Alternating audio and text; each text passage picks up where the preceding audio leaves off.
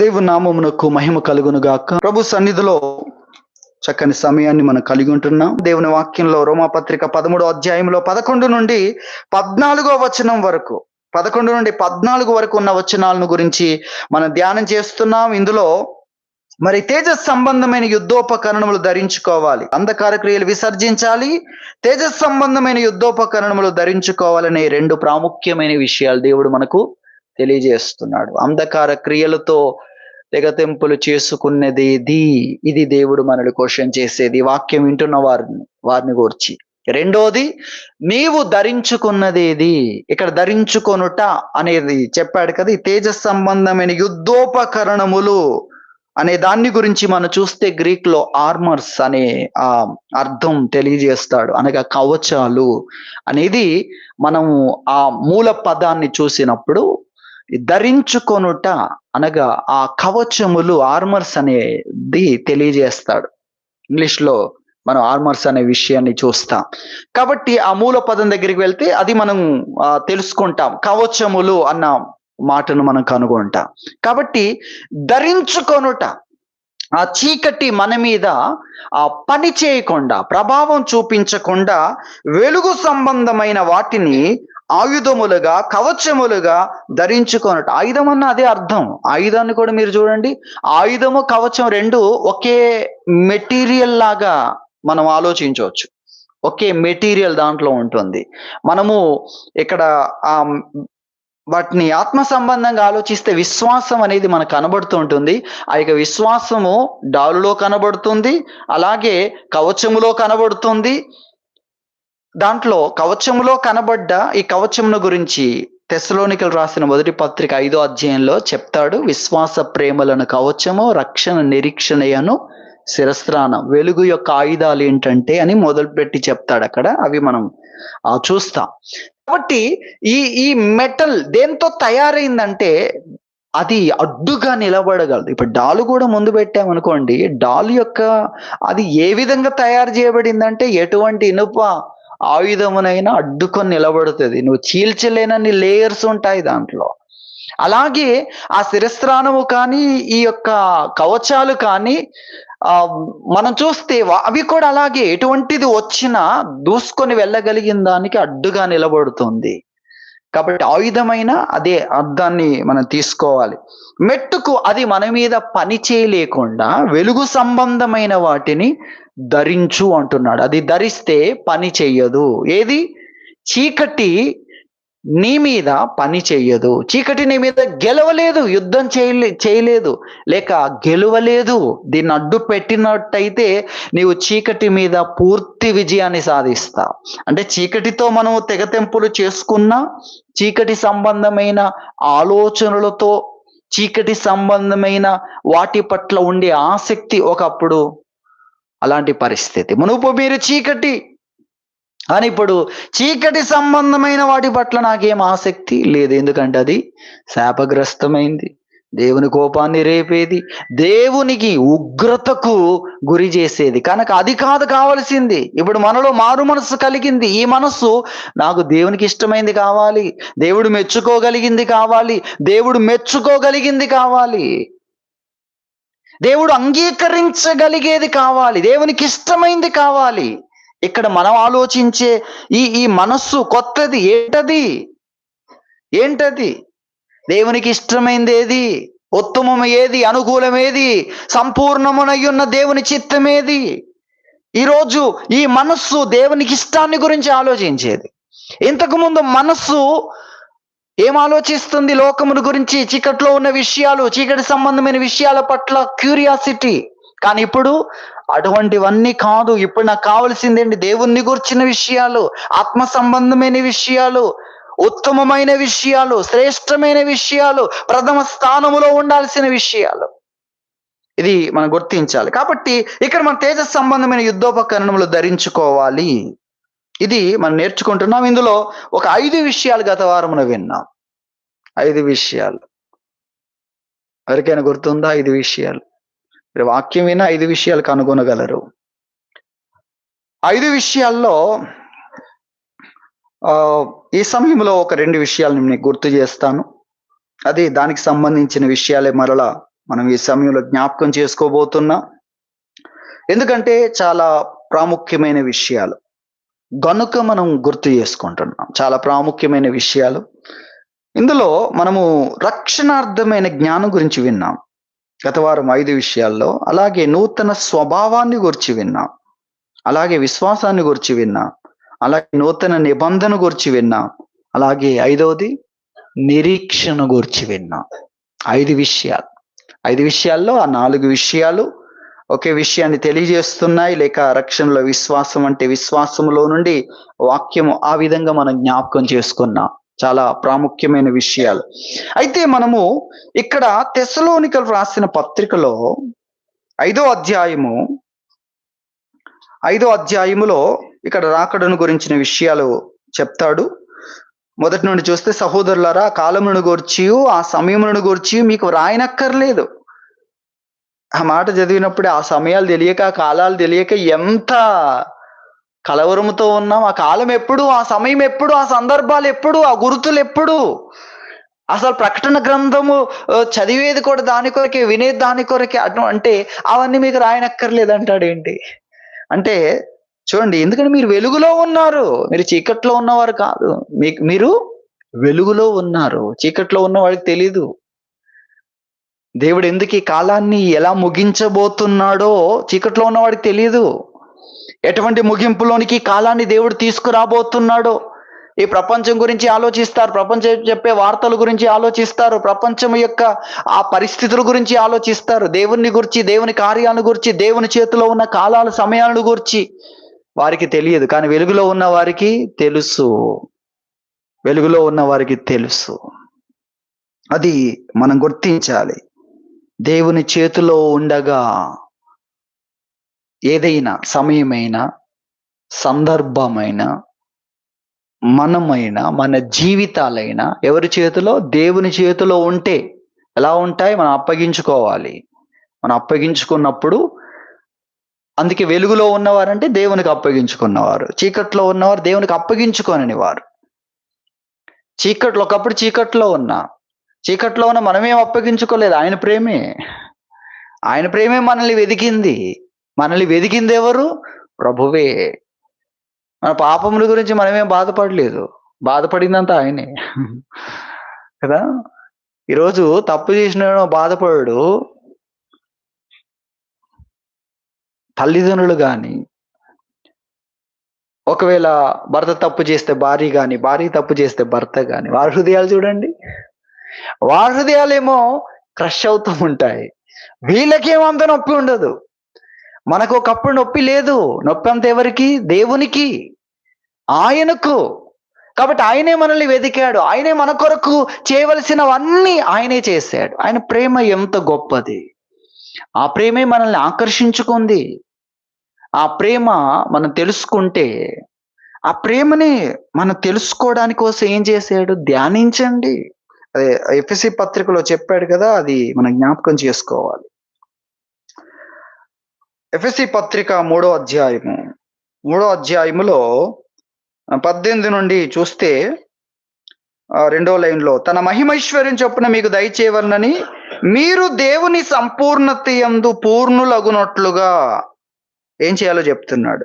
మీరు 18వ వచనంలో 3వ లైన్లో, మీరు దేవుని సంపూర్ణత యందు పూర్ణులగునట్లుగా ప్రేమ యందు వేరుపారి స్థిరపడి సమస్త పరిశుద్ధులందరితో కూడా ఏం చేయాలి? వాళ్ళతో కలవాలి, వాళ్ళతో కలిసి ఓ పని చేయాలి. మాకు టైం లేదు అంటే ఎట్లా? టైం ఇచ్చిందే దేవుడు, ఇచ్చిందే దీని కొరకైతే నాకు టైం లేదంటే దేనికోసం? డబ్బు సంపాదనకేనా? సంపాదించి ఏం చేస్తావు? అంత పోగొట్టుకుని పోతావు కదా. దేవుని దగ్గరికి వెళ్తే, ప్రభు నా డబ్బు అక్కడ ఉంది, ఆ డబ్బుతో మా ఇంట్లో మస్తు వస్తువులు కొన్నా, అవన్నీ అక్కడే ఉన్నాయి. స్థలం కొన్నా, అది అక్కడే ఉంది. ఇల్లు కట్టిన, అది అక్కడే ఉంది. నీ కష్టం అంతా ఇక్కడే ఉంటుంది, నువ్వు వెళ్ళాల్సి వస్తుంది. క్రియలు మాత్రమే మన వెంట వస్తాయి. ఇంకా దేన్ని నమ్మొద్దు. దేన్ని నమ్మాలి? క్రియలు నమ్మాలి. డబ్బును నమ్మకూడదు. డబ్బును క్రియ రూపంలో మార్చేయాలి వెంటనే. డబ్బును ఏం చేయాలండి? క్రియల రూపంలో మార్చాలి. నీకు ఏది ఉన్నా దాన్ని క్రియ రూపంలో మారిస్తేనే దానికి వాల్యూ ఉంటుంది, విలువ ఉంటుంది. లేదంటే వ్యర్థము తర్వాత సమస్తము వ్యర్థమని ప్రసంగి చెప్పుచున్నాడు. ఏం తెలిసిన ప్రసంగికి అంటే సూర్యుని క్రింద ఉన్నవన్నిటి మీద ఆయనకు తెలుసు. సూర్యుని క్రింద జరుగునదంతటిని పరీక్షించిన వ్యక్తి తనకున్న విస్తారమైన జ్ఞానం చేత. కాబట్టి సూర్యుని క్రింద ఉన్న పరిస్థితిలో గురించి చెప్పాడు. కానీ ఇందులోకి విశ్వాసం తీసుకొచ్చాడు దేవుడు. భూలోకాన్ని పరలోకంతో కనెక్ట్ చేశాడు. క్రియలు మాత్రమే, క్రియల రూపంలోనికి మారలేదు అనుకోండి, అన్ని వృధా. నీకు దేవుడు జ్ఞానం ఇచ్చాడా? క్రియగా నీ జ్ఞానంతో, జ్ఞానం గలవాడు ఇతరులను రక్షిస్తాడని ఉంది వాక్యంలో. నీ జ్ఞానం క్రియ రూపంలోనికి రావాలి, ఇతరులను రక్షించు. అలా క్రియల రూపంలోనికి ఏది మారలేదు అనుకోండి, అదంతా వృధా అయిపోతుంది అన్న విషయాన్ని మనం గుర్తించాలి. కాబట్టి మనం సమస్త పరిశుద్ధులతో కలిసి ఆ ప్రేమలో వేరుపారాలి, స్థిరపడాలి. వేరుపారాలంటే ఎదగాలి. వేరుపారాలంటే టైం కావాలి కదా. ఆ టైం ఇస్తుంటే మనం వేరుపారడానికి అనుకోవట్లేదు. దేంట్లో వేరుపారాలి? ప్రేమలో వేరుపారాలి, స్థిరపడాలి. అలాగే సమస్త పరిశుద్ధులతో కూడా దాని వెడల్పు, పొడవు, లోతు, ఎత్తు ఎంతో గ్రహించుకోవాలి. వెడల్పు ఎంత, పొడవు ఎంత, లోతు ఎంత, ఎత్తు ఎంత ధ్యానించాలి. మొత్తం ఒకేసారి కొలవగలవా? కొలుసుకుంటూ వెళ్ళాలి. దానికి కొన్ని ఏర్పాటు చేయాలి. ఇదిగో ఇంతవరకు దానికి లోకంలో ఉన్న ఎగ్జాంపుల్స్ అన్నిటి పెట్టి, స్థానాలు పెట్టి దాన్ని దాటుతూ ఉంటే ఇంతకుముందు పాట పాడుకున్న కొంతవరకే. తల్లడిల్లే తల్లి కన్నా మించి ప్రేమించి తనువు తీరే వరకు నన్ను విడవలేనంది. వాక్యంలో ఒక చోట ఈ దేవుడు సదాకాలం మనకు దేవుడై ఉన్నాడు, మరణం వరకు ఆయన మనల్ని నడిపించును అని ఉంటుంది. తర్వాత ఆసాపు అంటాడు, మరణము తర్వాత నువ్వు నన్ను మహిమలో చేర్చుకొనేదవు. మరణం వరకే కాదు, ఆ మరణములో దేవుడు తన దూతలను మన కొరకు పంపించడం అనేది ఎంత ఆశ్చర్యకరమైన విషయం. దూతలు వస్తున్నారు. ఏంటి? వారసుని తీసుకెళ్ళడానికి. అది మనకున్నది. హల్లెలూయా! ఎంత గొప్ప విషయం అది మనం గుర్తించాలి. దేవుని యొక్క ఆ ప్రేమ ఒక పరిధి వరకే కాదు. కొన్ని విషయాలు మనం ధ్యానం చేసి ఇప్పుడు ఆయన అంతవరకు ఆలోచించి అక్కడ ఆ పదాన్ని పెట్టాడు. కానీ ఇంకా దానికంటే మించి ఉంది అనే విషయాలన్నీ అలా మనము తెలుసుకోవాలి, ధ్యానం చేస్తూ తెలుసుకోవాలి. అందులో మన జీవితం ఉంది, అందులో మన యొక్క ఫ్యూచర్ ఉంది, ఇక్కడ ఫ్యూచర్ అంతా, ఇక్కడ ఫ్యూచరే లేదు. ఇక్కడ ఏముంది? ఈ సృష్టికి కానీ, మానవ మనుగడకు కానీ భవిష్యత్తే లేదు. మీరు ఇక్కడ గురించి ఆలోచిస్తే అంతా ఏ విధంగా ఉంటుంది? అంత నాశనం వైపే. టెక్నాలజీ పెరుగుతుండొచ్చు కానీ మానవ జీవితాలు చూసారా? మానవుని పరిస్థితి చూడండి. రోగాలు పెరగడం గురించి చూడండి. మానవుని యొక్క సగటు ఆయుష్కాలము పెరుగుతుందా, తగ్గిపోతుంది? చూడండి ఎంత తగ్గిపోతుంది. అంతకుముందు 70 అంటే 70లో వచ్చేవన్నీ ఇప్పుడు ఎప్పుడు వస్తున్నాయి? 35లో, 40లో. చూసారా? ఈ మధ్య ఆ కరోనా ఇంజెక్షన్ ఏదో అంటున్నారు కానీ మీకు గుర్తు చేస్తున్నాను, ఈ మధ్యలో అంతా ఏమైపోయాయి? హార్ట్ అటాక్స్ ఎక్కువైపోయాయి. 30 నుండి 40 నుండి దానికి సంబంధించిన విషయాలని చెప్తూ ఉన్నారు. అంటే మనం ఇక్కడ ఆలోచించే దాని గురించి కాదు, మనం ఆలోచించేది ఏంటి? ఇక్కడ భవిష్యత్తు లేదు, క్రీస్తులో ఆయన ప్రేమలో మన కొరకు భవిష్యత్తు ఉంది. ఇక్కడ ఏం చేస్తున్నారు? ఈ లాభం లేదు, ఈ యొక్క భూమి అంతా మరి రేపు హ్యాండ్ ఇస్తే, మనల్ని వదిలేస్తే ఎక్కడ బతకాలని వెతుకుతున్నారు గ్రహాలు. కొంతమంది ఆల్రెడీ రిజర్వ్ చేసుకున్నారు. ఇదిగో ఆ గ్రహం మీద నాకు ఇంత భూమి ఉంది, ఆ గ్రహం మీద నాకు ఇంత ఉంది అని. అది కూడా ఉంది. రిజర్వ్ పత్రాలు ఉన్నాయి వాళ్ళ చేతుల్లో. ఎంత విచిత్రమైన విషయాలు చూడండి ఇవన్నీ కూడా. దేవుని ప్రేమలో నీ కొరకు స్థలం సిద్ధపరుస్తున్నాను, నీ కొరకు నివాసములు, మన కొరకు మహిమాన్వితమైన భవిష్యత్తు ఉంది. ప్రేమలో ఆయన ప్రేమలో ఇదంతా ఉంది. ఆయన ప్రేమ ఎంత గొప్పది అనే విషయాన్ని మనం గ్రహించాలి. ఆ ప్రేమే మనల్ని వెతికింది, రక్షించింది, మన కొరకు త్యాగం చేసింది. అక్కడ ప్రభువు మాట్లాడుతున్న, వీరేం చేయుచున్నారో వీరు ఎరుగరు, వీరిని క్షమించు అని మన కొరకు విజ్ఞాపన. అక్కడ మనం ఉన్నాం. ఎక్కడ? ఆయన సువార్త, ఆయన త్యాగాన్ని గురించి విన్నప్పుడు ఎందుకయ్యా ఈ త్యాగము, ఎందుకీ త్యాగము, వచ్చి నీ గద్దింపుతో అని మనం ఏం చేసాం? ఆయన గురించి విన్నప్పుడు ఆయన త్యాగాన్ని గుర్తించలేదు. ఆయన త్యాగాన్ని చులకనగా మాట్లాడిన వారిలో అప్పుడున్న వాళ్ళే కాదు, ఇప్పటి వాళ్ళు కూడా ఉన్నారు. మనకు కూడా వినబడ్డప్పుడు ఏం చేశాము? క్రీస్తుని గురించిన త్యాగం మొదటిగా నువ్వు విన్నప్పుడు, నేను విన్నప్పుడైతే ఆ మొదటి అక్కడున్న గుంపులాగానే ఉన్నాను నేను. ఆ త్యాగాన్ని చులకన చేసి మాట్లాడిన దాంట్లో నేనున్నాను. నాకు గుర్తుంది. ఏది గుర్తున్నా లేకుండా ఇది నాకు గుర్తుంది. అర్థమవుతుందా? కాబట్టి ఆయనే వెతికాడు, ఆయనే మన యొక్క తిరుగుబాటుతనాన్ని క్షమించాడు. ఆయన ప్రేమలో మన కొరకు ఎటువంటి విషయాలు ఉన్నాయనేది నిజంగా ఆశ్చర్యకరమైన విషయం. కాబట్టి ఈ యొక్క విషయాలు మనం చూస్తున్నాం. ఆయనే మనల్ని రక్షించుకున్నాడు, ఆయన మన కొరకు అన్నీ చేశాడు, ఆ ప్రేమే మనల్ని రక్షించుకున్నది. ఆ రక్షణలో ఉన్న విషయాల గురించి మనం ఒక 5 విషయాలు విన్నాం కదా. ఈ సమయంలో ముగింపు సమయంలోనికి నేను రావాలి కాబట్టి 2 విషయాలు నేను మీకు జ్ఞాపకం చేస్తున్నాను. అందులో ఒకటి రక్షణార్థమైన జ్ఞానం. ఇది నేను మీకు గుర్తు చేయాలనుకున్నాను. ఇక్కడ తెస్సలోనిక రాసిన పత్రికలో మనం 5వ అధ్యాయంలో మనం చూస్తే, మీరు చీకట్లో లేరు, 4వ వచనంలో, సహోదరులారా దినము దొంగ వలె మీ మీదికి వచ్చుటకు మీరు చీకట్లో ఉన్నవారు కారు అని చెప్పాడు. తర్వాత లోకమంతటికి ఎటువంటి పరిస్థితి వస్తుందో చెప్తున్నాడు. లోకమంతా 3వ వచనం, లోకులు నెమ్మదిగా ఉంది, భయమేమి లేదని చెప్పుకొనిచుండగా గర్భిణీ స్త్రీకి ప్రసవ వేదన వచ్చినట్లు వారికి ఆకస్మికంగా నాశనము తటస్థించును గనుక వారు ఎంత మాత్రం తప్పించుకొని లేరు. వాళ్ళంతా మెలకువ లేదు వాళ్ళకు. మనకు మెలకువ ఉండాలి.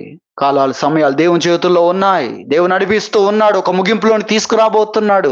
మనకు మెలకువ ఉండాలి. మనము ప్రకృతి సంబంధంగా అనాలిసిస్ చేయకూడదు, ప్రకృతి సంబంధంగా ఆలోచించకూడదు. దేవుని వాక్యములో నుండి నువ్వు పరిస్థితిని అర్థం చేసుకోవాలి. అది వెలుగులో ఉండడం, అది స్పృహ కలిగి ఉండడం. కాబట్టి మీరు చీకట్లో ఉన్నవారు కాదు, మీరు మీ మీదికి ఆ దినం దొంగ వలె రాదు అన్న విషయాన్ని చెప్పాడు. తర్వాత 5లో, మీరందరూ వెలుగు సంబంధులను పగటి సంబంధులై ఉన్నారు, మనము రాత్రి వారము కాము, చీకటి వారము కాము. కావున ఇతరుల వలె నిద్రపోక మెలకువగా ఉండి మత్తులము కాకయుందము. నిద్రపోవారు రాత్రి వేళ నిద్రపోదురు, మత్తుగా ఉండువారు రాత్రి వేళ మత్తుగా ఉందరు. మనము పగటి వారం, మనకు రాత్రి లేదంటున్నాడు. అంటే మనకు పగలైనా రాత్రి అయినా ఏముంది? మెలకు ఉంది. నా దేవుడు నా కొరకు రాబోతున్నాడు, ఆయన నా కొరకు సమస్తాన్ని సిద్ధం చేస్తున్నాడు. మనం నిద్రపోతున్నా పండుకున్నా కూడా మనకి ఏముంది? ప్రభువా నీ రాకడ కొరకు నన్ను సిద్ధపరచు.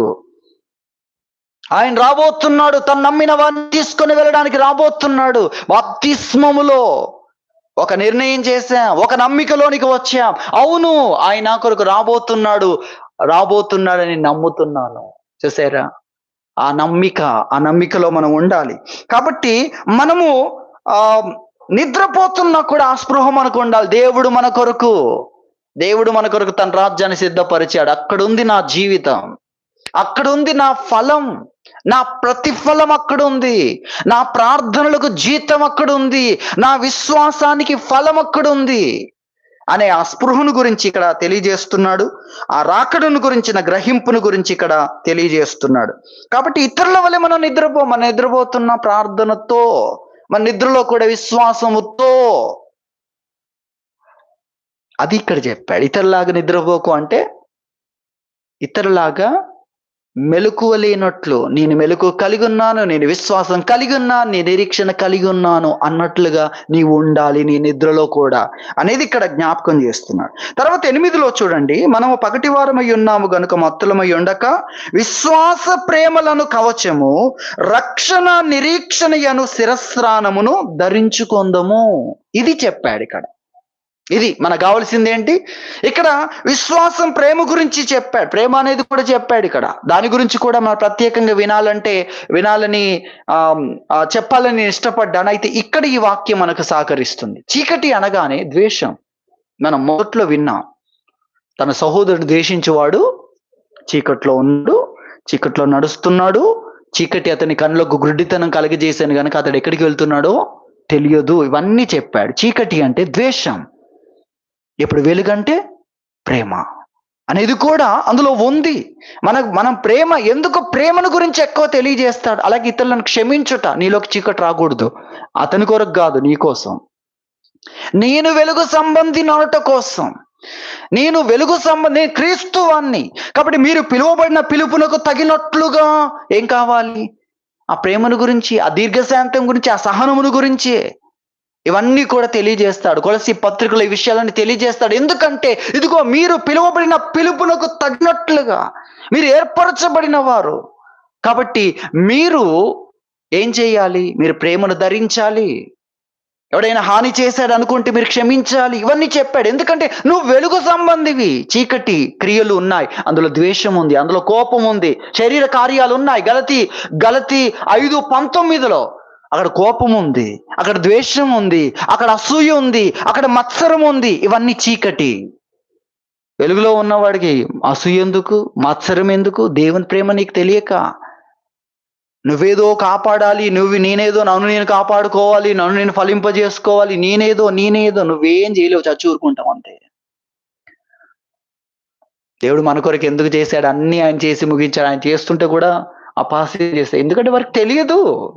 ఆయనే అన్ని చేసుకోవాలి, ఆయన అన్ని చెయ్యాలి. మరి జ్ఞానం లేని వయస్సు, ఎరుగని వయస్సు. తల్లిదండ్రులు చూడండి, పిల్లల కొరకు చంటి బిడ్డను తల్లి మరుస్తుందా? ఎందుకంటే చంటి బిడ్డ ఏడవగానే 4 నిర్వచనాలు తల్లి మొదలు పెడుతుంది. కడుపు నొప్పి వచ్చి ఏడ్చాడా, ఆకలితో ఏడ్చాడా, దోమగుట్టి ఏడ్చాడా? అర్థమైందా? తెలియదు, వారికి తెలియదు. నేనే చూసుకోవాలి. అలాగే దేవుడు మన కొరకు ఆయనే ప్రతిదీ చేశాడు, ఆయనే చేసి ముగించాడు. అది మనం జ్ఞాపకం చేసుకోవాలి. ఆయన ప్రేమలో మన కొరకు అద్భుతమైన జీవితం ఉంది, అద్భుతమైన జీవితం ఉందనేది మనం గ్రహించాలి. 5వ అధ్యాయం చూడండి. 5వ అధ్యాయంలో 8వ వచనాన్ని మనం చూస్తున్నాం. 5:8 మనం చూస్తే మనం పగటి వారం అయి ఉన్నాము గనుక ఇక్కడ విశ్వాస ప్రేమలనే కవచం చెప్పాడు, రక్షణ నిరీక్షణ అనే శిరస్త్రాన్ని చెప్పాడు. ఇదే మనం ఇక్కడ చదువుకున్నది. రోమాపత్రిక 13వ అధ్యాయము ఇక్కడ మనం చదువుకున్నది తేజ సంబంధమైంది. 12వ వచనములో యుద్ధోపకరణములు అనగా ధరించుకొనవలసిన ఇక్కడ చెప్పాడు. కాబట్టి ఇక్కడ విశ్వాసం ప్రేమ అనేది చెప్తున్నాడు గనక ఇక్కడ ఈ 2 విషయాలు మనం ప్రాముఖ్యంగా జ్ఞాపకం చేసుకోవాలి. రక్షణ, నిరీక్షణ. ఇక్కడ నిరీక్షణ ఒకే విషయాన్ని చెప్తున్నాడు. నిజానికి రక్షణ యొక్క నిరీక్షణ మీకు శిరస్త్రాణం అని చెప్తాడు. మీరు ఇంగ్లీష్ బైబిల్లో చూసినా, మూల భాషలో చూసినా, రక్షణ అనే ఆ రక్షణలో ఉన్న నిరీక్షణ అనేది మీకు శిరస్త్రాణం అంటాడు. ఇక్కడ రక్షణలో మీకు నిరీక్షణ ఉంది, అది మీకు శిరస్త్రాణం అనే నిరీక్షణ గురించే చెప్తాడు. సరే, ఇక్కడ నేను 2 విషయాలు మీకు గుర్తు చేయాలని ఇష్టపడుతున్నాను. అందులో మొదటిది రక్షణార్థమైన జ్ఞానం. మొదటిది ఏంటంటే రక్షణార్థమైన జ్ఞానం. రక్షణ అక్కడ ఎఫెసీ పత్రికలో చెప్పాడు కదా, రక్షణ అనేది శిరస్త్రాణం అని చెప్పాడు. మనం రక్షణలోకి ఎందుకు వచ్చాం? రక్షణలోనికి ఎందుకు వచ్చాం? టైం లేకనా? టైం లేదని తెలియదు కదా మనకు కూడా. 70 సంవత్సరాలు 80 సంవత్సరాలు అనుకున్నప్పుడు మనకు కూడా టైం ఉంది అనుకునే పరిస్థితి కదా. మన రక్షణలోకి ఎందుకు వచ్చాం? ఏవి చేసేది లేకనా? కాళ్ళు లేకనా, చేతులు లేకనా, కన్నులు లేకనా, అవకాశాలు లేకనా? రక్షణలోనికి ఎందుకు వచ్చాం? చేసేది లేకనా, ఆశించేది లేకనా? మనము కూడా ఇతరుల వలె వాళ్ళు చేతులు నరుకుంటే కాళ్ళు నరుక్కోలేమా? అదే కదా దాని పద్ధతి. ఆ పోటీతత్వం దేనికి? చెడుకు పోటీతత్వం. ఆ పోటీతత్వం పెట్టింది, దానికి మనం చిక్కుకొని పోటీ. దేంట్లో పోటీ? విచిత్రమైన విషయాల్లో ద్వేషాన్ని కనపరచడంలో పోటీ. నేను తక్కువ తిన్నానా? ఈ భాష, ఈ పదజాలం మీకు అర్థమవుతుంది కదా. దేనికోసం? ప్రేమ కొరక, ఆత్మీయత కోసమా, మంచితనం కోసమా? కాదు, కోపం కొరకు, దేశం కొరకు, విభేదాల కొరకు, రకరకాలైన ఆ వ్యతిరేక విషయాల కొరకు మనకు రోషం. మన రోషం ఏంటంటే మంచితనం కోసం కాదు, మంచితనం కొరకు కాదు. వారు మనకు అలా విందు పెట్టారా, మన విందు ఎలా ఉంటుందో చూపిద్దా. ఆ కొంగ నక్కను గురించిన విషయాల అదేదో కథ చిన్నప్పుడు చదువుకున్నాం కదా.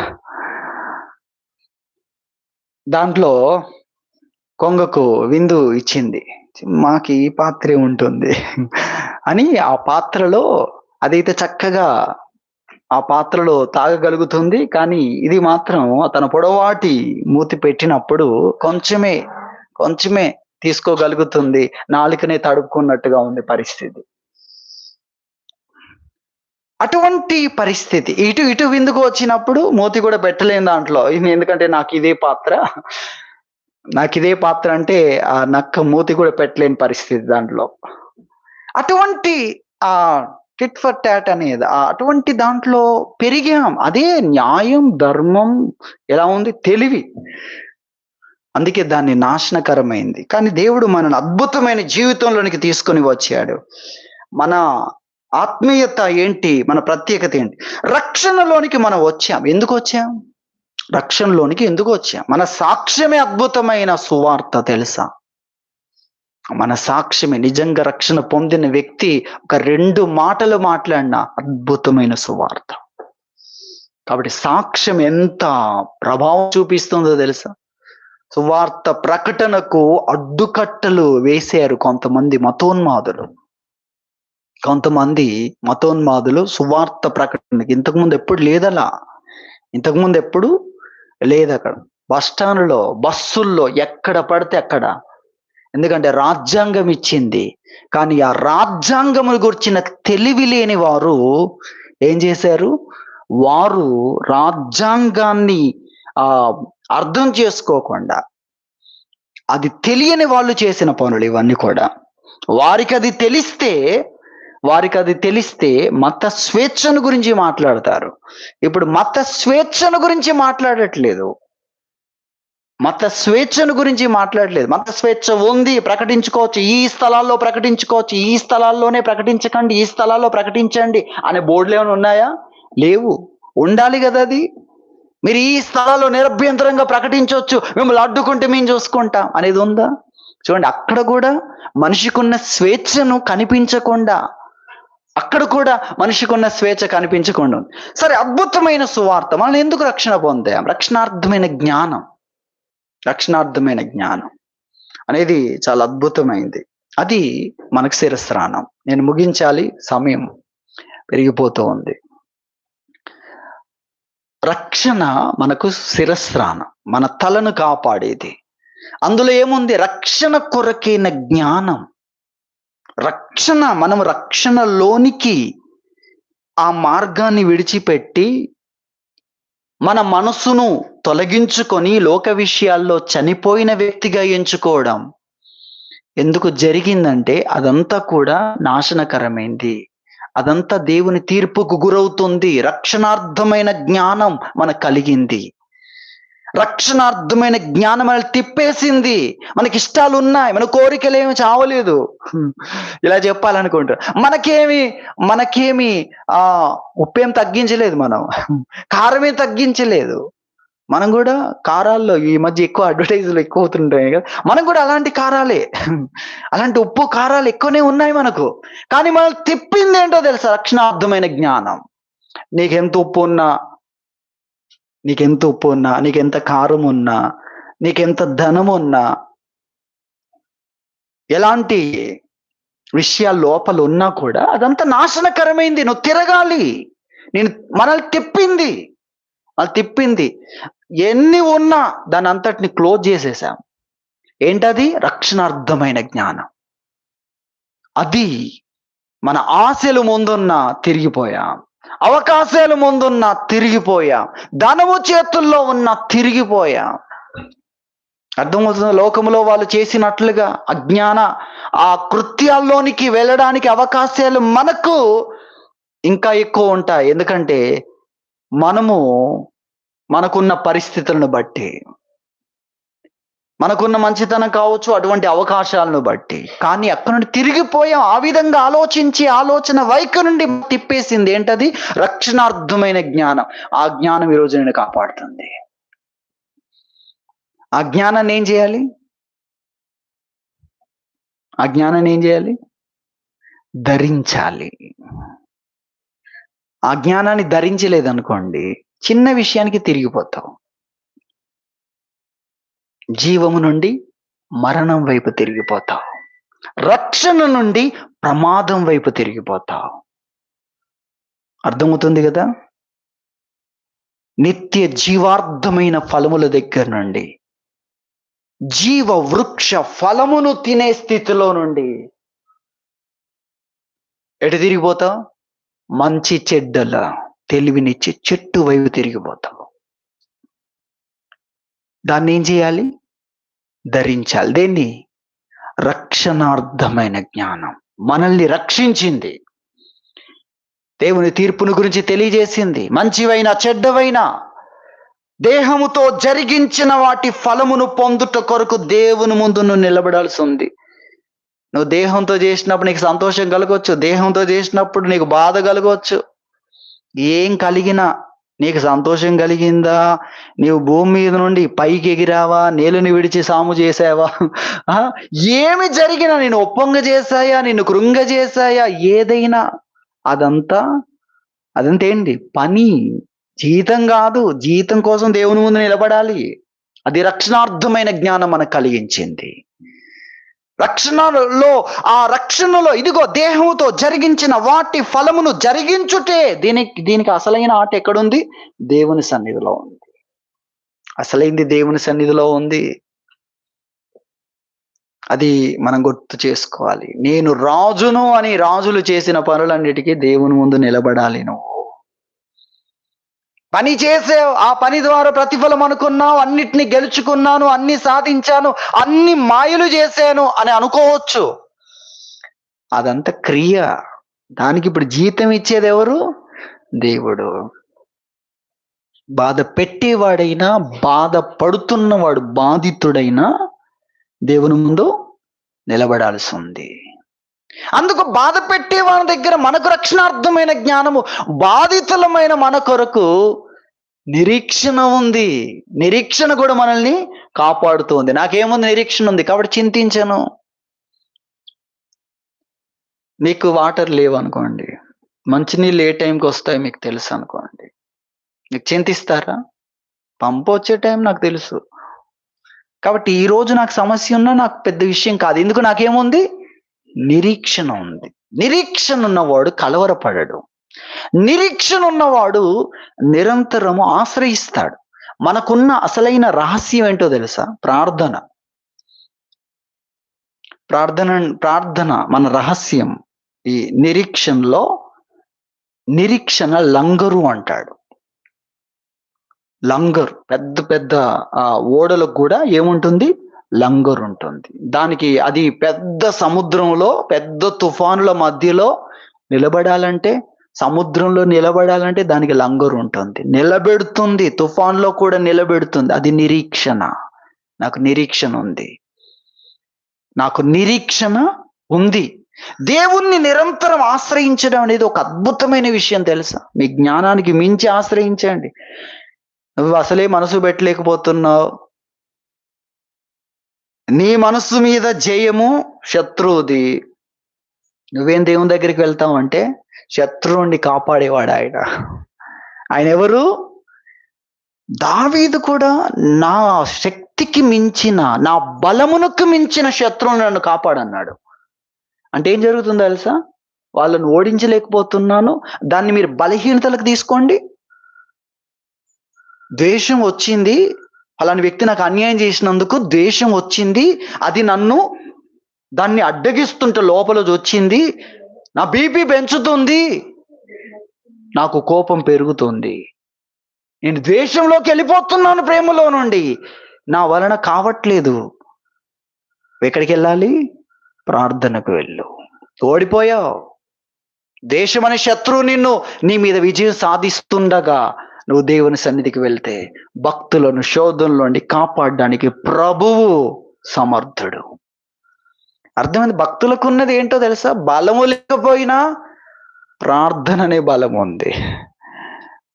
బలం లేకపోయినా అంటే మనం ఎవరము? బలహీనులు. సాతాను మనకంటే బలవంతుడు, శోధనలు మనకంటే బలమైనవి, ఆశలు ఆకర్షణలు మనకంటే బలమైనవి. కానీ ప్రార్థన మన బలం. నిరీక్షణ ఉన్నవాడు ఎక్కడ కనబడతాడు? దేవుని సన్నిధిలో కనబడతాడు. రెండు విషయాలు చాలా ప్రాముఖ్యం. మన తలను కాపాడుతాయి, మన తలను, మన ముఖ్యమైన విభాగాన్ని కాపాడుతాయి. తలే దెబ్బతిందనుకోండి, ఆదేశాలు ఎక్కడి నుండి వస్తాయి? ఆదేశాలను బట్టే కదా సర్వ శరీరం అలర్ట్ అవుద్ది. ఆదేశాలు సరిగ్గా లేవనుకోండి, మొత్తం వ్యవస్థ మొత్తం కుప్పగోలుతుంది. రెడీగా ఉన్నా అది కుప్పగోలిపోద్ది. ఆదేశం రాలేదు, ఆదేశం వచ్చింది, మనం ప్రయాణానికి వెళ్దాం అనే ఆదేశం శిరస్సు నుండి రాగానే చూడండి, చేతులు రెడీ, కాళ్ళు రెడీ, పనుల కొరకు వెళ్ళాలి, ఏమేమి సిద్ధపరచుకోవాలి, ఎన్ని రోజుల ప్రయాణం ఏంటి, అర్థమవుతుందా? ఆదేశాలు రాలేదనుకోండి, శరీరం అంతా ఎలా ఉంటుంది? చేతులు పనిచేయవు, కాళ్ళు పనిచేయవు. ఆదేశాలు రావాలి. నీకు జ్ఞానం ఉన్నా, జ్ఞానం ఉండి ఆదేశం రావాలి కదా. కాబట్టి తల ఎంత ప్రాముఖ్యం. కొంతమంది ప్రమాదములో ఉన్న కదలరు, ప్రమాదం వచ్చి గుద్దుతుందన్నా కూడా పరిగెత్తరు. మీకు అర్థమవుతుంది? ఆదేశాలు రావట్లేదు. అగ్ని గంధకాలు వచ్చి ఇదిగో ఈ పట్టణాన్ని దహనం చేయబోతున్నాయి, దహించబోతున్నాయి అంటే ఆ లోతు కుటుంబం కూడా పరిగెత్తకుండా ఏం చేస్తున్నారు? అక్కడే అటు ఇటు నడుస్తున్నారు. పైనుండి అగ్ని పడుతుందంటే ఏం చేయాలి? పరిగెత్తాలి. మోకాళ్ళు కొట్టుకోపోయిన కింద పరిగెత్తాలి. ఆదేశాలు సరిగ్గా అందనందుకు షార్ప్గా లేరు పరిగెత్తడానికి కొరకు. తల ఎంత ప్రాముఖ్యమైంది. రక్షణార్థమైన జ్ఞానం మనల్ని ఏం చేసిందో తెలుసా?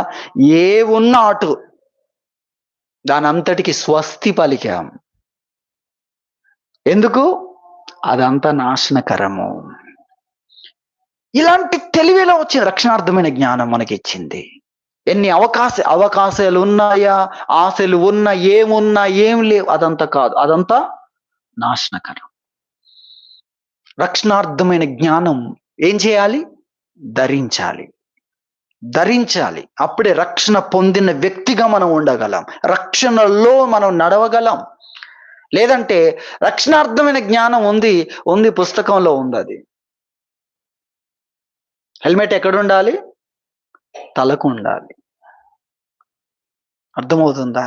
ఈ రక్షణార్థమైన జ్ఞానం అనేది సాతాను దాడి చేయగానే వెంటనే రక్షణార్థమైన జ్ఞానము ధరించి ఉంటే నీకు ప్రమాదం ఉండదు. కొంతమంది ధరించరు కాబట్టి వారు ప్రమాదం దగ్గర ఏం చేస్తుంటారు తెలుసా? తచ్చాడుతూ ఉంటారు.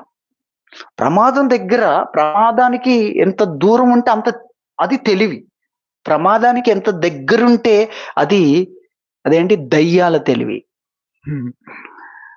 అర్థమవుతుందా మీకు?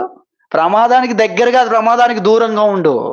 ప్రమాదానికి ఎంత దూరంగా ఉంటే అంత తెలివైన వాడు అని బైబిల్ చెప్తుంది. ప్రమాదానికి దగ్గర ఉండేటోడు తెలివైన వాడు కాదు. అది మనం తెలుసుకోవాలి. కాబట్టి కొంతమంది ప్రమాదం అన్న స్థలాల దగ్గర అటు వెళ్ళకు, అటు చూడకు అంటే అటు వెళ్తూ, అటు చూస్తూ, అక్కడ తచ్చాడుతూ, అక్కడంతా నెమ్మదిగా ఉంటూ పారిపోవలసిన స్థలములో రక్షణార్థమైన జ్ఞానం నువ్వు ధరించలేదు. హెల్మెట్ తీసి పక్కన పెడుతున్నావు, దాన్ని నువ్వు ధరించాలి.